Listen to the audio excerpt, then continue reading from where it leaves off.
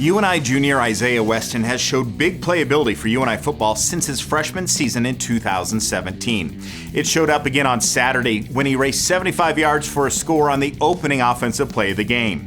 Having battled back from injury, his mental toughness is proving to be a difference maker as this big target is getting back to top form.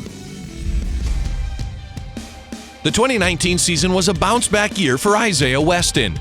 Not because of a poor 2018, but because he missed it due to injury after a freshman season that earned him freshman All-American honors.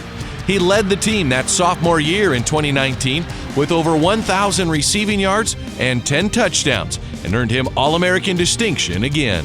I definitely knew I came back the same way I was before I was hurt.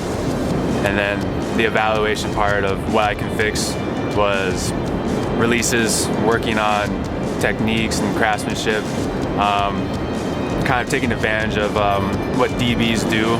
He's great in and out of his breaks. He's a real speedy guy. The other practice I see him, I know he's had some injuries, but he's looking like he's 100%, and he's always a guy that never complains and is going to push our offense to be the best that they can for sure. Weston has played in 4 of the 6 games this spring, battling to get healthy. When he's on the field, he's locked into being the best wide receiver he can be. And for Isaiah, that includes doing more than just catching the football and racking up stats. It takes me away from opportunities that could arise that would be better than setting those goals, like be a decoy, doing the little things, blocking, doing whatever I can besides the bigger stuff, the bigger picture of as a wide receiver, the glory things.